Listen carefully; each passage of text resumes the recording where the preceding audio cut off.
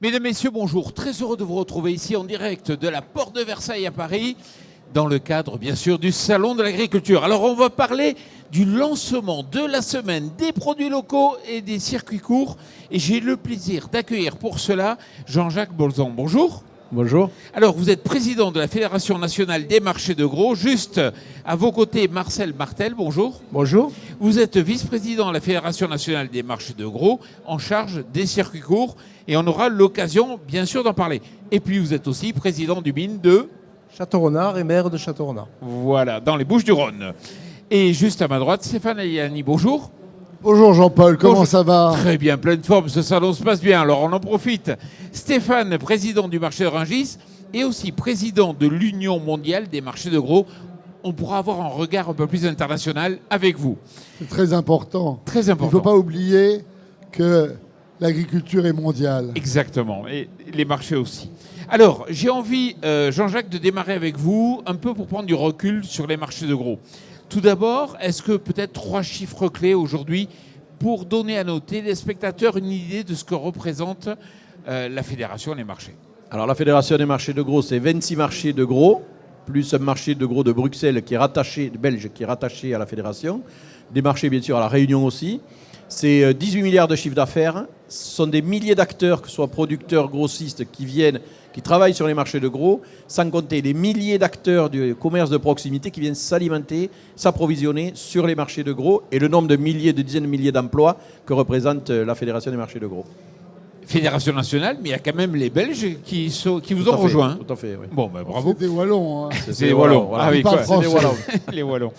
Deuxième question, l'histoire un peu. C'est le général de Gaulle à la base. Alors vous savez, on refait l'histoire un peu, c'est-à-dire que ces marchés ont été créés dans les années 60, notamment les marchés d'intérêt nationaux, parce qu'il y a aussi des marchés de gros, c'est une question juridique, qui ont été créés dans les années 60 justement pour redistribuer, la redistribution alimentaire se fasse au plus près des régions, dans les territoires. Et c'est ce qu'on refait aujourd'hui, depuis quelques années, c'est qu'on revient à cette finalement massification sur ces marchés de gros, avec à la fois les grossistes, à la fois les producteurs.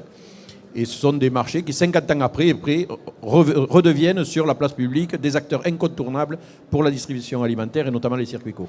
L'idée du général, c'était d'avoir un outil efficace. La guerre n'était pas trop loin. C'était l'idée de rendre l'alimentation le plus efficace à proximité donc des utilisateurs, des citoyens. Tout à fait, à la fois des producteurs et des citoyens. Et c'est ce qu'on fait aujourd'hui.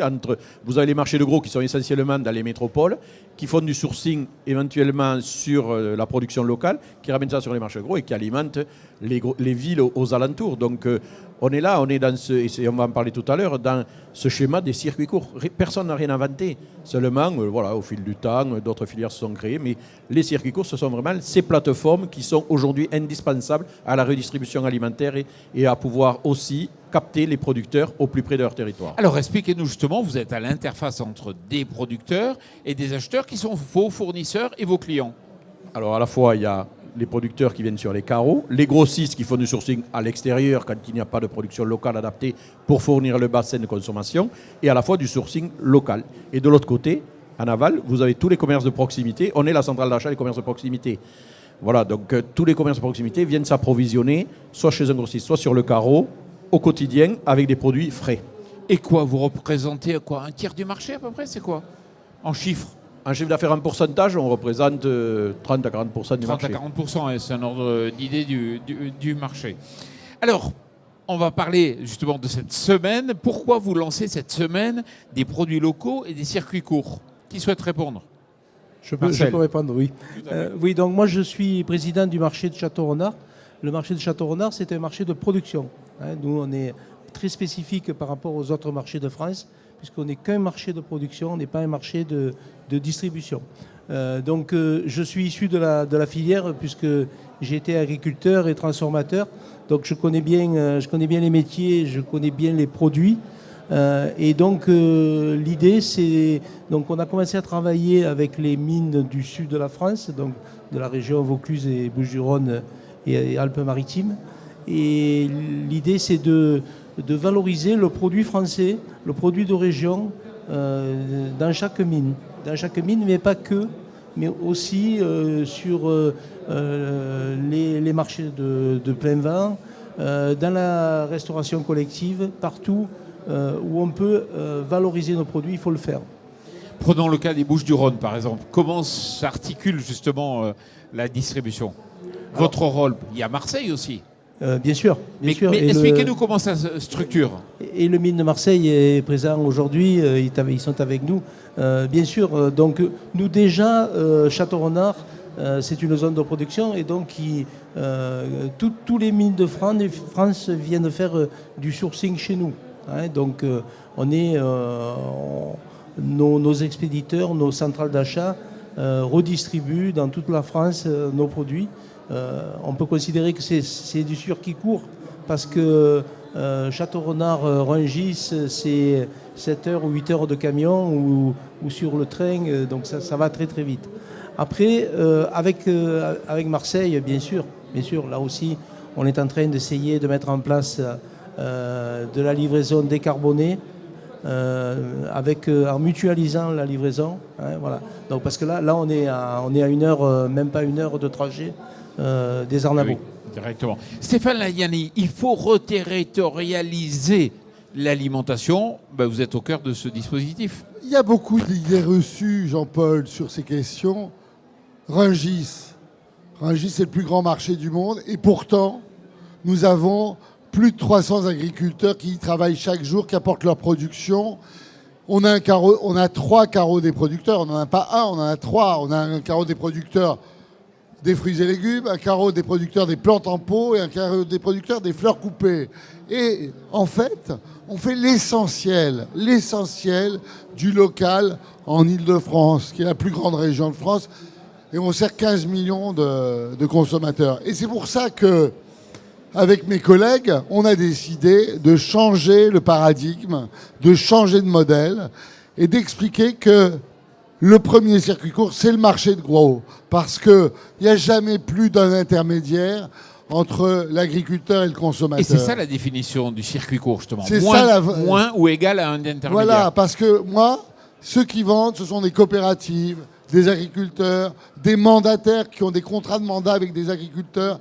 Et donc, il n'y a pas d'intermédiaire. Quand on dit Rungis c'est un intermédiaire, c'est une erreur. Et donc, nous, on a décidé, avec Jean-Jacques et avec toute la fédération, de réunir tout le monde, de réunir les marchés forains, les marchés de plein vent, de réunir les circuits courts, de réunir le direct, de réunir évidemment les marchés de gros, de réunir Afterfell, on vient de le faire tout à l'heure.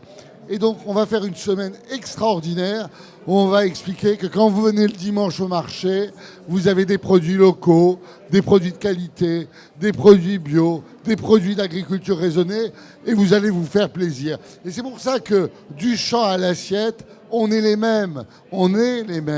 Et donc, c'est très important de comprendre qu'on a une agriculture locale de qualité, que les plus grands défenseurs de l'agriculture locale, c'est d'abord les marchés, parce que nous sommes des agriculteurs, et ensuite, on les retrouve sur nos marchés. Et des fois, quand il y a du direct, ça ne m'empêche pas de dormir. Je suis heureux qu'il y ait du direct. Et quand j'aide des producteurs, comme je le fais sur le carreau des producteurs, on vend même des viandes d'Île-de-France, figurez-vous. Pas que, mais on en vend. Avec Philippe Dufour, on fait venir de la viande de Seine-et-Marne. Et donc, quand on est fier de faire ça, c'est indispensable. Et on va aller plus loin. Par exemple, Rungis va créer un deuxième marché du champ à l'assiette à Goralim, dans le nord de l'Île-de-France, où on produira, on transformera, on aura une légumerie et on distribuera directement aux consommateurs. Et il y a un problème fondamental, c'est les cantines scolaires. Les cantines scolaires, on doit les approvisionner à 50% en produits locaux et en produits de qualité, sous signe de qualité. Et comment faire ?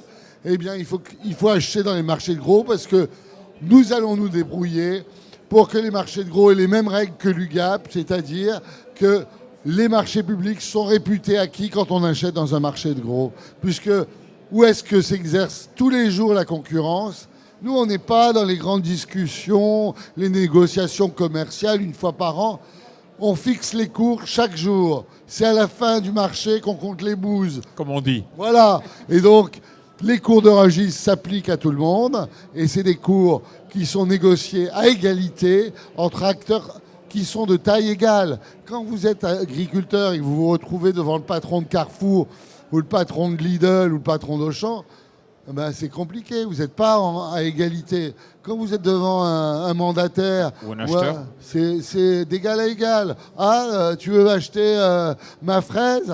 Ah non, ta fraise aujourd'hui, on me la vend moins cher. Ah, j'en ai pas, est-ce que tu me la vends? Et on la vend plus cher. Et donc, c'est la réalité du marché. Et c'est pour ça que nous, à Rungis, à la Fédération et aussi à l'Union mondiale des marchés, on veut changer le paradigme parce que les gens voudront, comme ils vivent de plus en plus dans les villes, ils sont éloignés de la production.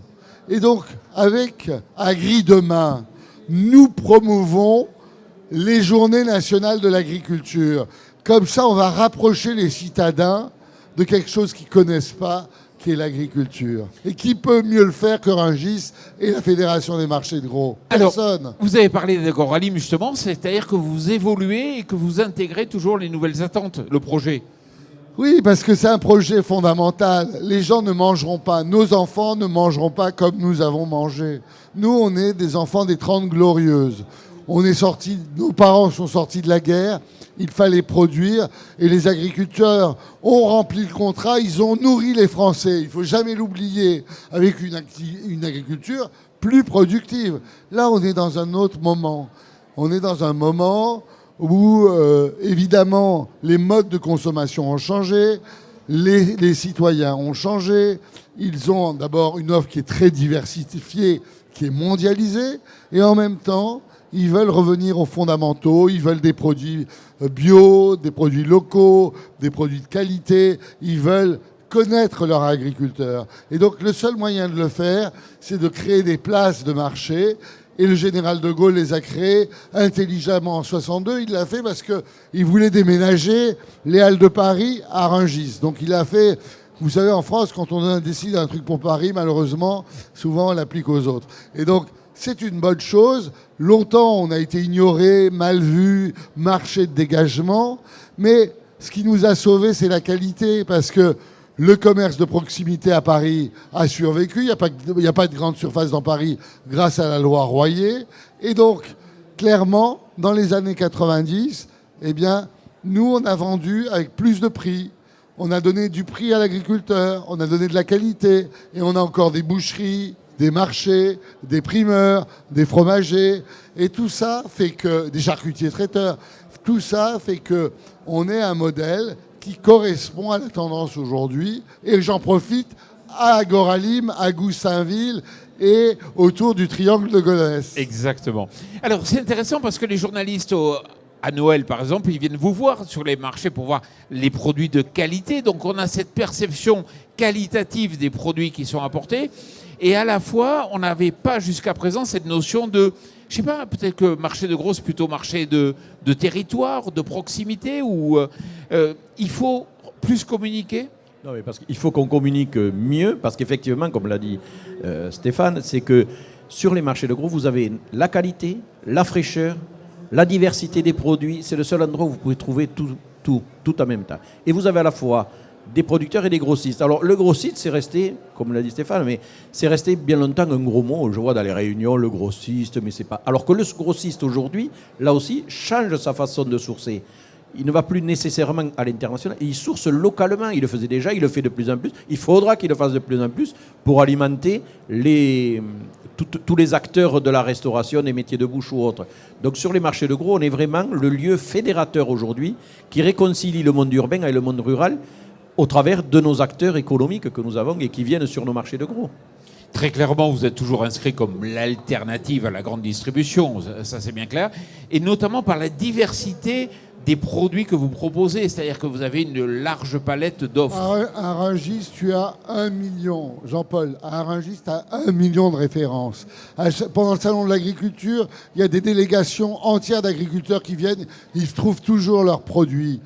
On ne le sait pas assez, plus de 67%, toutes saisons confondues, de produits concurrentiels. Évidemment, j'enlève les oranges et la banane, mais... Sur les produits concurrentiels, 67% des produits sont français toute l'année, alors qu'en hiver, je peux te dire qu'en France, on ne produit pas grand-chose. Et donc, en fait, c'est un beau modèle. Et donc, c'est un beau modèle. Je veux raconter une belle histoire. On produit des salades à Château-Renard quand même. C'est très bien. On a de la production nationale très intéressante par région. Alors il y a des régions où il y a beaucoup plus de production et de diversité, par exemple en Occitanie, que si on prend une autre région. Mais pour autant, on a une gastronomie reconnue mondialement. On a des producteurs de qualité. Il faut arrêter de taper et d'opposer les uns les autres. Il faut aller toujours vers le mieux, certes. Et nous, on s'autoflagelle en disant, mais notre production, alors qu'on a des acteurs très intéressants, des restaurateurs aussi, des transformateurs qui se mettent de plus en plus au local. Alors, ça ne se fait pas en claquant des doigts, c'est plus facile de l'écrire et de le dire. Hein. De le mettre en œuvre, c'est beaucoup plus complexe, mais quand on a la volonté des hommes et des femmes, des territoires et qui rejaillissent après au niveau national, ça peut se passer plus facilement. Je ne dis pas que c'est facile, mais plus facilement. Mais il faut fédérer. Et pour fédérer les acteurs, rien de tel que les marchés de gros, pour mettre tous les acteurs autour de la table. C'est un écosystème, c'est ça, globalement. Un écosystème avec tous les acteurs. C'est un écosystème. On est en totale économie circulaire. À Rungis, j'achète des produits locaux, je les donne. Je lutte contre le gaspillage alimentaire. Je donne 30 millions de repas par an aux Restos du Cœur, à Landès, Aux banques alimentaires. aux banques alimentaires, évidemment, et aux autres, et aux petites sœurs des pauvres. Le reste, je les composte et je les mets dans les terres locales de façon à faire de l'engrais naturel avec des fruits et légumes. Il n'y a rien de mieux. Et la gastronomie, ça vous parle? La gastronomie La gastronomie, ça parle. Je suis en train de construire la cité de la gastronomie à Rungis. La Ce cité de sera la la plus gastronomie. belle cité de la gastronomie du monde. Tout le monde parle de souveraineté alimentaire. Quels sont les mieux placés pour parler de souveraineté alimentaire? Ce sont les marchés de gros. Qu'est-ce qui s'est passé pendant le Covid? Les marchés de gros ont perduré. Même les grandes surfaces sont venues s'approvisionner chez nous parce qu'on a été les seuls acteurs à pouvoir alimenter les métropoles. Et ça, c'est un travail considérable de travailler sur cette thématique. Nous, on le fait avec Stéphane Linou au niveau Occitanie, mais je sais qu'il le fait par ailleurs et que c'est un grand défenseur de la souveraineté, mais parce qu'il y a aussi une éducation, une sensibilisation des élus, des acteurs administratifs et tout. Et rien de tel que les marchés de gros pour fédérer. On a déjà montré ça pour le Covid. C'est à améliorer, c'est à renforcer, certes, mais pour le coup, on est les outils indispensables à la Parce redistribution que alimentaire. vous êtes de proximité. Voilà. Et c'est vrai que derrière le terme marché de gros, on n'a peut-être pas cette image de proximité. Au niveau international, et c'est pour ça que vous communiquez justement, pour essayer de faire percevoir cette dimension. Au niveau international, on est placé Jean-Paul, comment? ça a été ma grande découverte. Il y a des marchés dans le monde entier. Je croyais qu'il y en avait que dans le sud, en Espagne, en Italie. Pas du tout. Il y en a en Angleterre. Mes collègues anglais, c'est la City de Londres qui gère les marchés. Il y en a en Allemagne, toute la Hanse, il y en a. Il y en a dans les pays de l'Est. Et puis il y en a en Asie. Il y en a en Amérique du Sud. Il y en a aux États-Unis. Il y a plus de 12 000 marchés dans le monde. Et depuis 2018, je suis le président de l'Union mondiale des marchés, qui est une grande organisation internationale qui travaille avec la FAO. Et j'ai eu une décision assez radicale, c'est que j'ai fait venir le siège de l'Union mondiale des marchés à Rungis. Comme par hasard. Voilà, comme par hasard. Mais je trouve que c'est pas mal pour la France. Et on a à peu près tous les mêmes problématiques. On a des problématiques de santé des agriculteurs, de santé des consommateurs. On a des problématiques de qualité. On a des problématiques qu'on aborde peu dans ce salon, et c'est bien dommage, parce que c'est l'essentiel nerf de la guerre, des problématiques de logistique urbaine. La logistique du dernier kilomètre, c'est fondamental. Il ne suffit pas que les produits soient produits, ils restent dans le champ. Je me rappellerai toujours, pendant le Covid, Valérie Pécresse qui m'appelle et qui me dit « Stéphane, il faut qu'on trouve une solution pour que les productions des producteurs d'Île-de-France ne restent pas dans le champ. » Et on a trouvé une solution, on a créé Rungis Livré chez vous. Et donc, clairement, les problèmes... Et puis, on a des problématiques juridiques. Qui doit détenir un marché? Est-ce que c'est un service public? En France, c'est un service public. Il y a des pays où ça l'est clairement, il y en a d'autres où ça l'est moins. Et donc, c'est vraiment passionnant de pouvoir se confronter à ses collègues australiens, chinois, africains, espagnols, italiens. Il doit y avoir beaucoup de points communs et quelques typicités selon les caractéristiques. Non, vous avez en France, on a la chance d'avoir des marchés très haut de gamme, très haut de gamme. Et malheureusement, dans le monde, souvent, sauf quand c'est Rungis qui les construit, c'est des marchés un peu low cost, où on peut, par exemple en Chine, avoir des sortes de parkings très hauts, où les camions rentrent, et les gens vendent au cul du camion. C'est ce qu'on trouve, par exemple, en Inde aussi. Ouais. En Inde, c'est des grands entrepôts avec des milliers de personnes et des tonnes de marchandises. Donc, c'est intéressant. Et nous, on essaye de les faire évoluer sur le froid, sur la conservation des produits, sur le contrôle, sur la traçabilité, sur des questions que connaissent les agriculteurs, sur les pesticides, évidemment, sur le transport, sur la manière de sourcer, etc. Parce qu'évidemment, on est tous confrontés, quand on nourrit une métropole de plus de 5 millions de personnes, rendez-vous compte, je vais construire un marché à Canton, c'est une agglomération de 80 millions de personnes. Vous vous rendez compte ce que ça veut dire? C'est énorme, c'est des problématiques énormes. Et ça, Rungis est capable de le faire. Il y a un véritable savoir-faire qui s'exporte alors. Ah ben ça, Rungis vend dans le monde entier son modèle de marché, et ça marche très bien. Là, je viens de terminer un marché au Bénin. Je suis en train de discuter avec les Kazakhs et les Ouzbeks. Les Kazakhs, ça avance bien. Les Ouzbeks, ça va se régler. On va essayer de faire un marché à Casablanca. Oui, le modèle s'exporte très bien. Il y a du marché. Et vous savez, il y a une nouvelle prise en compte depuis plusieurs années de la part de mes collègues élus présidents des marchés de gros, justement, sur cette thématique de l'alimentation et de refaire renaître ces outils. Autant avant, c'était des outils qui vivotaient, voilà. Autant, depuis quelques années, les élus, présidents des marchés de gros, aujourd'hui, se sont imprégnés et s'impliquent énormément dans cette relocalisation de l'alimentation, de fédérer les acteurs. Alors, ça demande du temps, effectivement, ça ne se fait pas du jour au lendemain. Mais je crois qu'il y a une prise de conscience de l'ensemble des acteurs pour travailler au plus proche du terrain et des territoires. Vous êtes un maillon des plans territoriaux d'alimentation. On est le maillon indispensable aujourd'hui entre le rural et la métropole pour fournir en produits locaux. Si on devait résumer, on veut que chaque Français sache qu'il y a un agriculteur dans son assiette. On veut manger des agriculteurs. Mais il faut pas tout cru. Mais pas tout cru. Mais il faut communiquer. Et justement, on revient au début sur cette fameuse semaine. Alors la date n'est pas fixée encore précisément? Ce sera début juin. Début juin. Pourquoi début juin? Parce que toutes les régions de France ont de la production. Ouais. Donc ça permettra à chaque région et à chaque mine de valoriser le produit local et de travailler avec l'ensemble de la filière. Oui, c'est le but. On le fait aussi avec les organisations professionnelles, enfin avec tous les acteurs. Ce n'est pas uniquement les marchés de gros. On fédère l'ensemble des acteurs et c'est dans le cadre aussi des journées nationales d'agriculture dans la même semaine. Oui, c'est-à-dire que vous voulez regrouper autour de vous tous les acteurs avec qui vous oui, travaillez. C'est pour ça qu'on veut faire la semaine des circuits courts et des marchés, parce qu'on va montrer des exploitations qui vendent directement, on les aime.